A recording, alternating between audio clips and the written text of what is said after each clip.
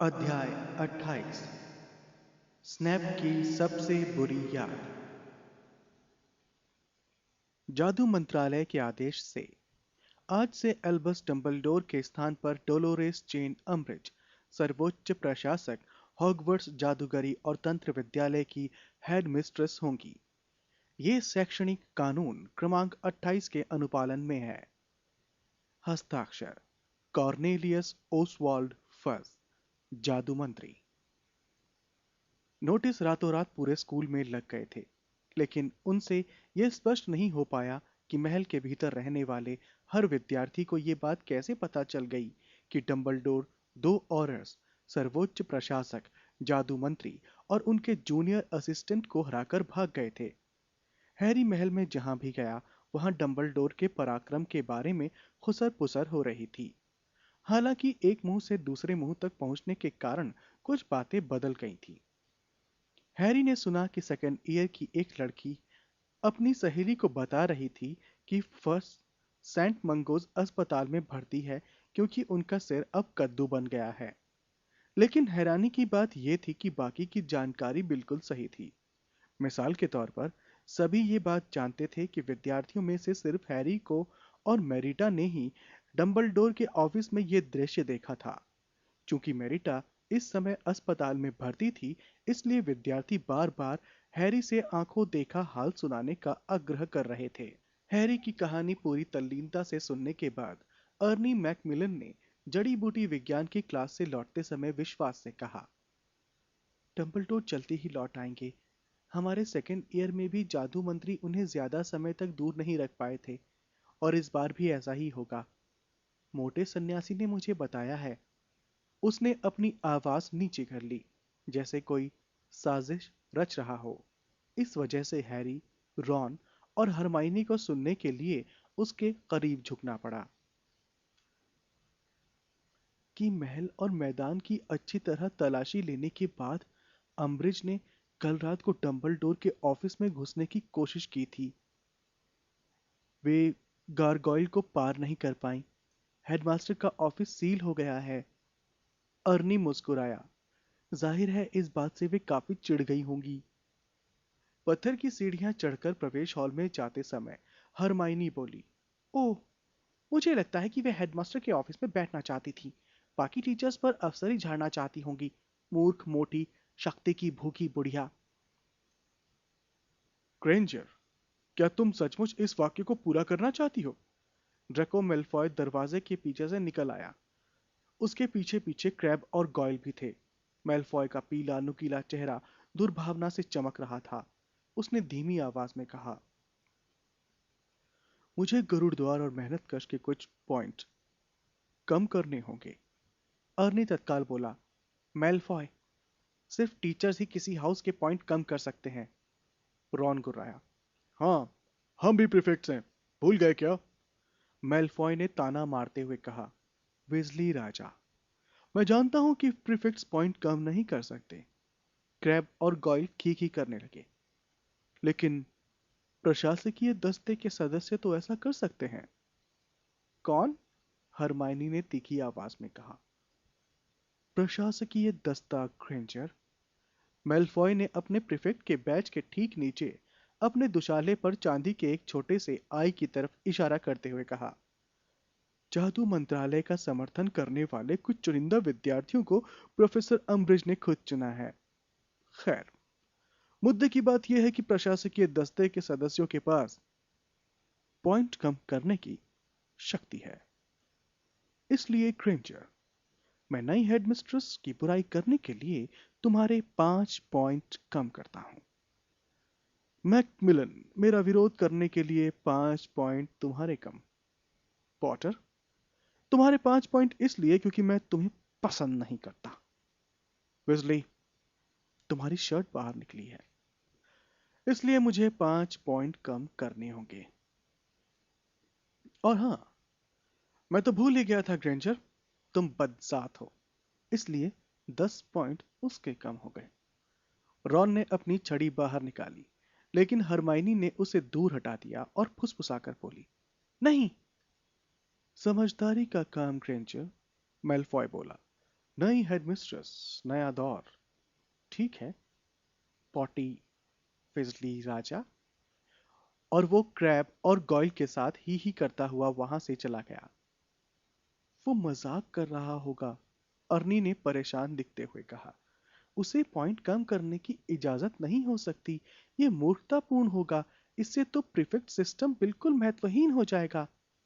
लेकिन तब तक हैरी, रॉन और हरमाइनी हाउस पॉइंट रिकॉर्ड करने वाले उन विशाल अवर ग्लासेस की तरफ मुड़ चुके थे जो उनके पीछे की दीवार में बने हुए थे।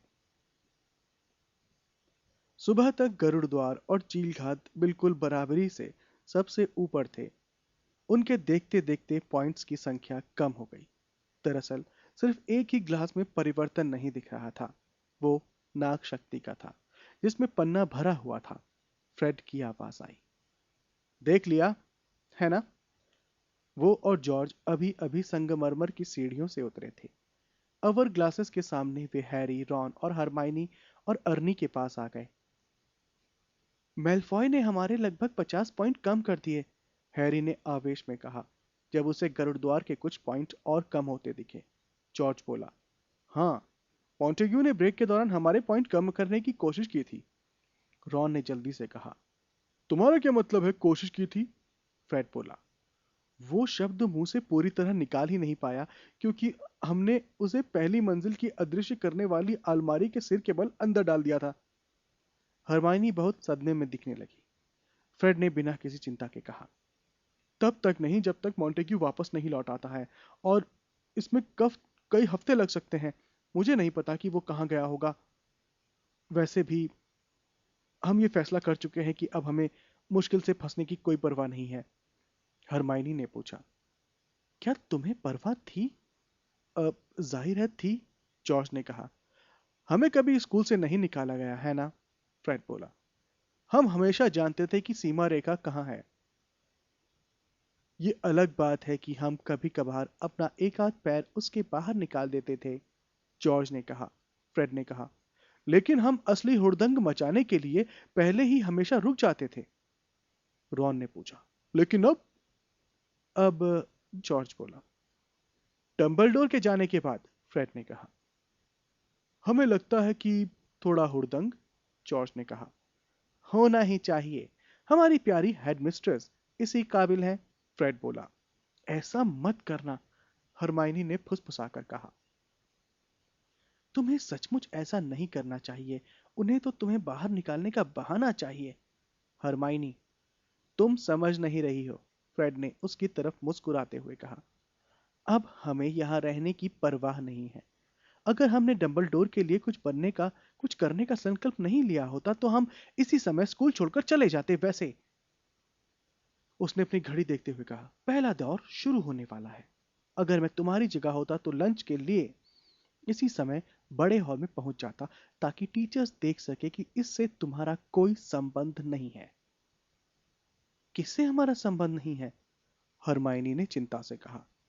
तुम्हें पता चल जाएगा, जॉर्ज बोला। अब भागो। फ्रेड और जॉर्ज मुड़कर विद्यार्थियों की उस बढ़ती भीड़ में ओझल हो गए जो सीढ़ियां उतरकर लंच करने जा रही। काफी चिंतित होकर अर्नी ने रूपांतरण के अधूरे होमवर्क का जिक्र किया और तेजी से चला गया। मुझे लगता है कि हमें यहाँ से फौरन चल देना चाहिए, हरमाइनी ने घबराहट में कहा। कहीं सचमुच कुछ हो न जाए। हाँ, बिल्कुल ठीक है। वे तीनों बड़े हॉल की तरफ दरवाजे की तरफ बढ़े।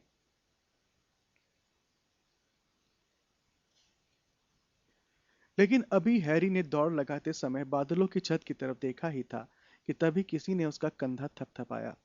उसने मुड़कर देखा, चौकीदार फ्लिच उसके ठीक सामने था। वो तेजी से पीछे हटा। फ्लिच दूर से ही अच्छा लगता था। उसने व्यंग भरी मुस्कान के साथ कहा, पॉटर, हेडमिस्ट्रेस ने तुम्हें बुलाया है। हैरी ने सोचा कि फ्रेड और जॉर्ज ने न जाने कौन सी योजना बनाई होगी। उसने मूर्खतापूर्ण ढंग से कह दिया, मैंने ये काम नहीं किया है। फ्लिच के जबड़े हिलने लगे और वो हंसने लगा। अपराधी अंतरात्मा है, उसने घरघराती आवाज में कहा। मेरे पीछे आओ। हैरी ने रॉन और हरमाइनी की तरफ देखा जो चिंतित लग रहे थे। कंधे उचकाकर वो फ्लिच के पीछे प्रवेश हॉल में चला गया, जबकि दूसरी तरफ से भूखे विद्यार्थियों का रेला आ रहा था। फ्लिच बहुत अच्छे मूड में दिख रहा था। संगमरमर की सीढ़ियां चढ़ते समय वो धीरे धीरे गुनगुना रहा था। पहली मंजिल की सीढ़ियों पर पहुंचकर वो बोला, पॉटर, यहाँ स्थिति बदल रही है। हैरी ने ठंडेपन से कहा, हाँ, मैं भी देख रहा हूँ। देखो, मैं डंबलडोर से बरसों से कह रहा था कि वे तुम लोगों के साथ बहुत नरमी से पेश आते हैं। फ्लिच ने बुरी तरह से हंसते हुए कहा, तुम वहशी दरिंदे कभी बदबूदार बम नहीं छोड़ते। अगर तुम्हें पता होता कि मेरे पास तुम्हें कोड़े मारने और तुम्हारी चमड़ी उधेड़ने की शक्ति है ना? कोई भी गलियारे में फैंग फ्रिस्बीज फेंकने के बारे में नहीं सोचता अगर तुम्हें जंजीर से टखनों के बल मैं अपने ऑफिस में उल्टा लटका सकता, है ना? लेकिन पॉटर, शैक्षणिक कानून क्रमांक 29 के आने के बाद मुझे ये काम करने की इजाजत मिल जाएगी और उन्होंने मंत्री जी से पीव्स को बाहर निकालने के आदेश पर साइन करने को भी कहा है। उनके हेड मिस्ट्रेस बनने के बाद यहाँ की स्थिति बिल्कुल ही बदल जाएगी, पॉटर। हैरी ने सोचा कि अम्बरिज ने फ्लिच को अपनी तरफ मिलाने की काफी कोशिश की थी, और सबसे बुरी बात यह थी कि वो बहुत महत्वपूर्ण हथियार था। स्कूल के खुफिया रास्तों और जगहों के बारे में उसका ज्ञान शायद बिजली बंधुओं से भी कम था। ये लो, उसने हैरी की तरफ मुस्कुराते हुए कहा और प्रोफेसर अम्बरिज के दरवाजे पर 3 बार दस्तक देकर उसे खोल दिया। मैडम, पॉटर आ गया है। हैरी अम्बरिज के ऑफिस को अच्छी तरह पहचानता था। वो यहाँ कई बार सजा काट चुका था। ये पहले जैसा ही था। फर्क सिर्फ इतना था कि अब उनकी डेस्क पर लकड़ी की एक बड़ी तख्ती रखी थी, जिस पर सुनहरे अक्षरों में लिखा था, हेड मिस्ट्रेस। इसके अलावा उसने हसरत और दर्द से देखा कि उसकी फायरबोल्ट और फ्रेड तथा जॉर्ज की क्लीन स्वीप झाड़ुएं डेस्क के पीछे वाली दीवार पर लोहे की मोटी खूंटी पर जंजीर से बंधी थी। अम्बरिज डेस्क के पीछे बैठी थी और गुलाबी चर्मपत्र पर कुछ लिख रही थी। उन्होंने ऊपर देखा और मुस्कुराने लगी। वे चाशनी लिपटी आवाज में बोली, आर्गस, धन्यवाद। कोई बात नहीं मैडम, कोई बात नहीं, फ्लिच ने कहा और अपने सिर को उतना नीचे झुका लिया जितना वो गठिए के दर्द के बावजूद झुका सकता था। फिर वो बाहर चला गया। बैठ जाओ पॉटर, अम्बरिज ने एक कुर्सी की तरफ इशारा करते हुए कहा। हैरी बैठ गया। अम्बरिज कुछ मिनट तक लिखती रही। हैरी ने देखा कि बिल्ली के कुछ गंदे बच्चे उनके सिर के ऊपर की तस्वीर वाली प्लेटों में चारों तरफ उछल कूद मचा रहे थे। उसने सोचा, न जाने अब वे कौन सा भयंकर काम करने वाली हैं। अच्छा, उन्होंने आखिरकार अपनी कलम नीचे रखकर उसे गौर से देखते हुए कहा, जैसे किसी रस भरी मक्खी को निगलने से पहले मेंढकी देखती है। तुम क्या पीना पसंद करोगे? क्या? हैरी ने कहा। उसे यकीन था कि उसने गलत सुन लिया था। मैंने कहा, क्या पीना पसंद करोगे मिस्टर पॉटर? वे थोड़ा खुलकर और मुस्कुराते हुए बोली, चाय, कॉफी या कद्दू का जूस? हर ड्रिंक का नाम लेते समय उन्होंने अपनी छोटी छड़ी लहराई और उस ड्रिंक का कप या ग्लास अपनी डेस्क पर प्रकट हो गया। "अ, कुछ नहीं, धन्यवाद," हैरी ने कहा। मैं चाहती हूं कि तुम मेरे साथ कुछ तो पियो, उन्होंने कहा, और उनकी आवाज अब बहुत खतरनाक ढंग से मीठी थी। किसी एक को तो चुनना ही पड़ेगा। "अ, अच्छा, अ, तो फिर चाय," हैरी ने कंधे उचकाते हुए कहा। वे खड़ी हुईं और उसकी तरफ पीठ करके दूध मिलाने लगी। फिर वे चाय का कप लेकर उसके करीब आई। वे बहुत ही खतरनाक अंदाज में मीठे ढंग से मुस्कुरा रही थी।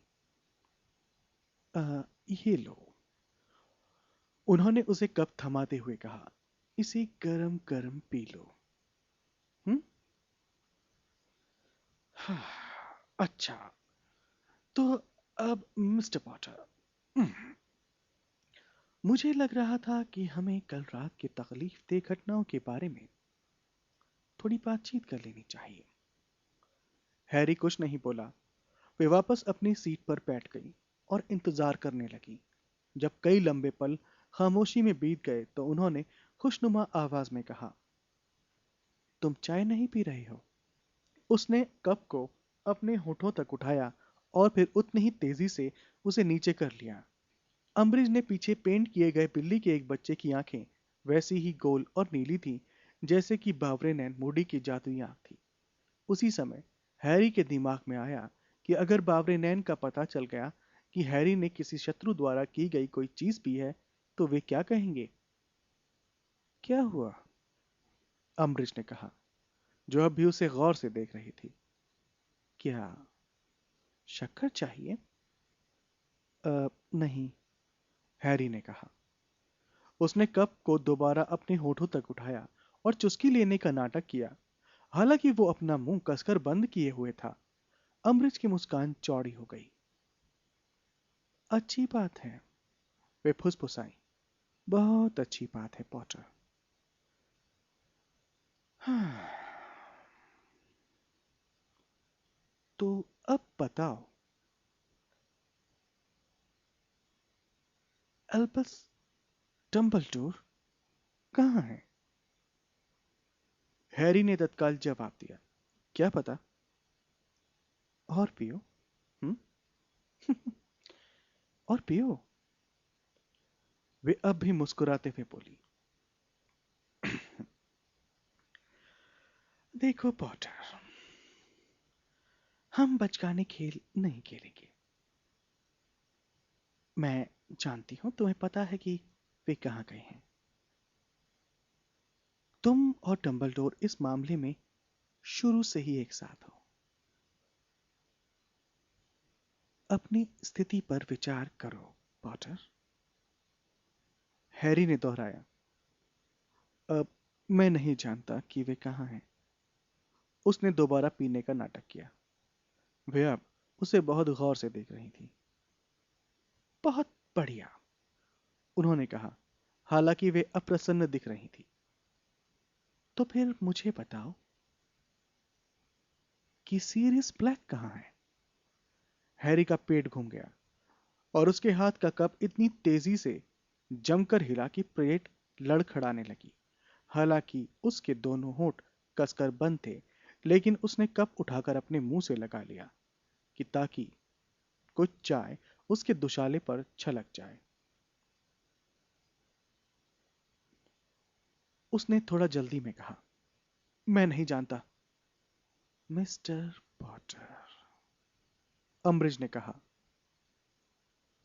मैं तुम्हें याद दिला देती हूं कि मैंने अक्टूबर में गरुड़ द्वार हॉल की अंगीठी में अपराधी ब्लैक को लगभग पकड़ ही लिया था। मैं अच्छी तरह जानती हूं कि वो तुमसे मिलने आया था, और अगर मेरे पास कोई सबूत होता तो तुम दोनों में से कोई भी आजाद नहीं होता। मैं दोबारा पूछ रही हूं पॉटर, सीरियस ब्लैक कहां है? क्या पता, हैरी ने जोर से कहा, मुझे जरा भी अंदाजा नहीं है। दोनों ने एक दूसरे की तरफ इतनी देर तक घूरा कि हैरी की आंखों में पानी आ गया। फिर अम्बरिज उठ खड़ी हुई। ठीक है पॉटर, इस बार मैं तुम्हारी बात मान लेती हूं, लेकिन सावधान रहना। मेरे पीछे मंत्रालय की शक्ति है। इस स्कूल में आने जाने वाले सभी संचार माध्यमों में मैं निगरानी कर रही हूं। हॉगवर्ट्स की हर अंगीठी पर नजर रखने के लिए छू नेटवर्क नियामक कार्यरत है। जाहिर है, मेरी अंगीठी को छोड़कर मेरा प्रशासकीय दस्ता महल में उल्लुओं द्वारा लाई और ले जाई जा रही चिट्ठियों को पढ़ रहा है, और मिस्टर फ्लिच महल के सभी खुफिया गलियारों पर कड़ी नजर रख रहे हैं। अगर मुझे जरा सा भी सबूत मिल गया। भड़ाम! ऑफिस का फर्श कांप गया। अम्बरिज थोड़ी फिसल गई और सहारे के लिए उन्होंने अपनी डेस्क पकड़ ली। वे सदमे में दिखने लगी। ये क्या था? वे दरवाजे की तरफ घूर रही थी। हैरी ने इस मौके का फायदा उठाते हुए अपने चाय के लगभग पूरे कप को सूखे फूलों के सबसे नजदीकी फूलदान में खाली कर दिया। उसे नीचे की किसी मंजिल से लोगों के भागने और चीखने की आवाजें सुनाई दे रही थी। अब तुम लंच करने जाओ पॉटर, अम्बरीश चिल्लाई और अपनी छड़ी उठाकर ऑफिस के बाहर भाग गई। हैरी ने कुछ सेकंड तक इंतजार किया ताकि वे पर्याप्त दूर चली जाएं। फिर वो जल्दी से चल दिया ताकि वो ये देख सके कि हंगामे का कारण क्या था। उसे खोजना मुश्किल नहीं था। एक मंजिल नीचे कोहराम मचा था। किसी ने, और हैरी को बहुत अच्छा अंदाजा था कि वो कौन होगा, जादुई पटाखों के एक विशाल बक्से पर जादू करके उन्हें चला दिया था। हरी और सुनहरी चिंगारियों वाले ड्रैगन गलियारों में इधर उधर उड़ रहे थे। उनसे आग की लपटें निकल रही थी और धमाके हो रहे थे। 5 फुट व्यास की गुलाबी चकरियां उड़न तश्तरियों की तरह खतरनाक तरीके से आवाज करती हुई उड़ रही थी। चांदी जैसे चमकते सितारों की लंबी पूंछ वाले रॉकेट दीवार से टकराकर लौट रहे थे। अनार बीच हवा में अपने आप आपत्तिजनक शब्द लिख रहे थे। जहां भी हैरी की निगाह गई, वहां पटाखे विस्फोटक सुरंगों की तरह फट रहे थे। बुझ जाने, थम जाने या ओझल हो जाने के बजाय ये जादुई पटाखे हर पल तेज होते जा रहे थे। फ्लिच और अम्बridge दहशत में सीढ़ियों पर खड़े थे। हैरी ने देखा कि एक बड़ी चक्री ने यह फैसला किया कि उसे अपनी करामात दिखाने के लिए ज्यादा जगह की जरूरत है।